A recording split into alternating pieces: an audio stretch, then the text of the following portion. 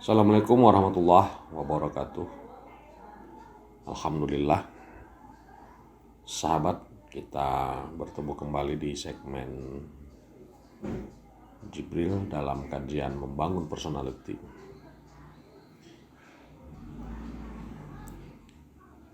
Selanjutnya, masih di surat yang sama, kita ketemu dengan derivasi lafaz akal ya.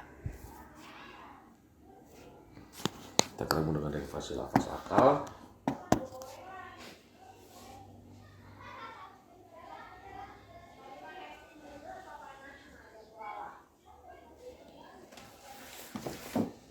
Bagaimana pengaruhnya akal dalam personal kita, pada personal kita. Di sini dikatakan di ayat 42, sahabat boleh lihat di ayat 42-nya. Bismillahirrahmanirrahim. Wa minhum may yastami'una ilaika. Ada orang yang jadi mustami'. Ada orang yang mendengarkanmu, kata Allah. Dan di antara mereka ada yang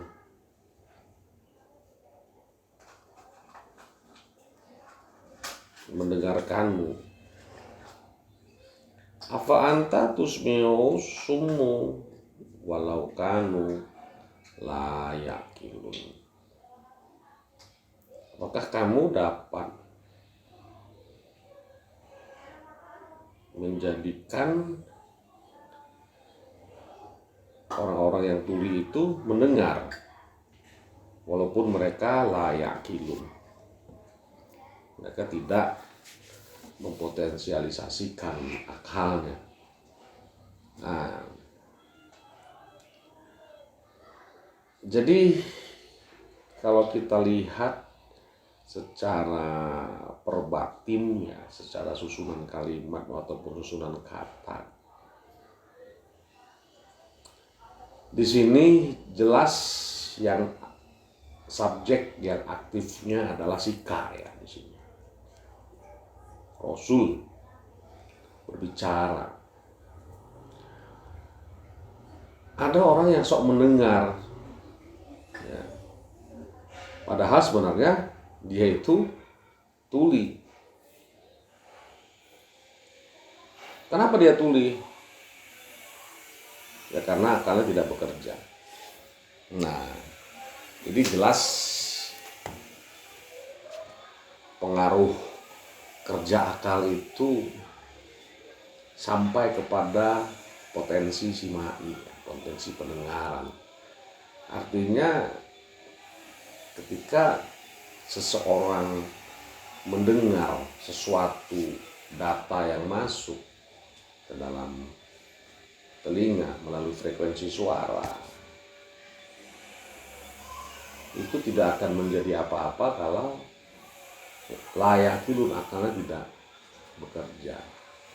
Jadi ada yang mendengar hanya hawa telinga saja, tapi akalnya nggak bekerja, nggak pakai otak gitu. Berarti mendengar memerlukan akal.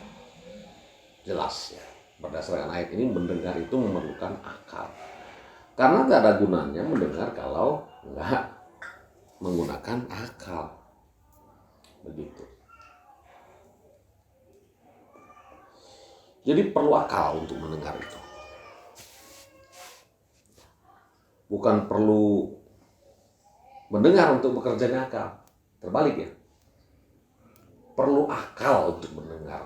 Bukan perlu mendengar untuk bekerjanya akal. Mungkin selama ini kita terbalik. Begitu. Jadi akal ini seperti CPU. Ya.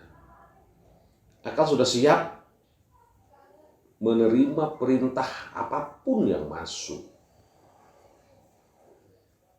Sistem manusia hidup, begitu bangun langsung bekerja akalnya. Waktu tidur pun akal terus bekerja. Bangun otomatis ingat semuanya. Tumpuannya ke otak. Belum kerasa, belum.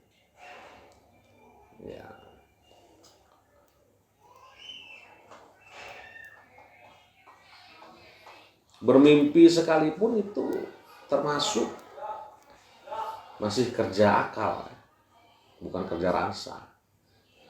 Orang buta dan tuli juga berotak. Jadi ada juga mereka yang sarjana. Jadi pendengaran empiris, mata empiris itu ternyata bukanlah penentu segalanya. Jadi tetap tumpuannya pada akal. Berapa banyak orang buta yang mempunyai skill yang luar biasa, melebihi orang normal melihatnya. Berapa banyak orang yang peka, orang yang tuli juga memiliki kemampuan yang luar biasa di luar batas orang yang memiliki pendengaran secara normal.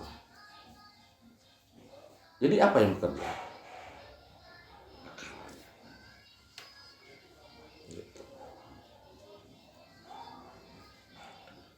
Ayat ini sama seperti mendengar lagu. Jadi orang mendengar lagu pun jarang yang pakai otak ya, cuma menikmati saja. Begitu. Kecuali ada yang tertarik atau ada yang mau dihafal, baru dia menggunakan otak. Gitu.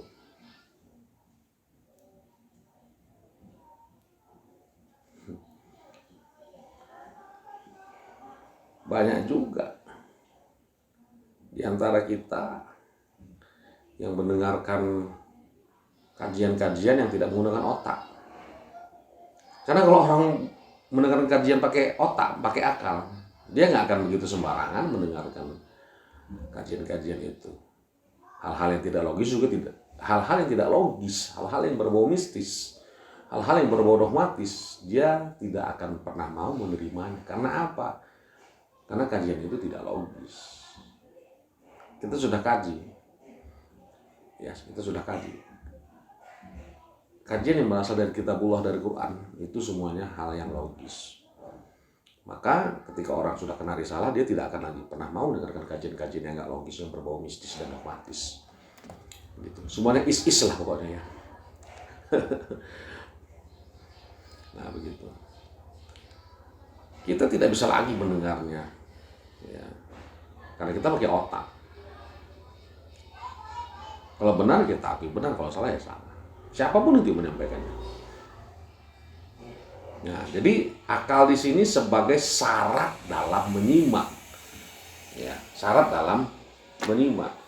Kalau kita mendengar tanpa memakai akal, biasanya kita mengikutkan selera. Ya, atau ada unsur sukanya. Karena memang suka sama orangnya, bukan suka sama yang disampaikannya. Nah, terdengar memang, tapi nggak masuk otak, nggak masuk di otak, karena tak sesuai ya dengan moralnya, gitu. Jadi samun itu berhubungan dengan moral. Nah,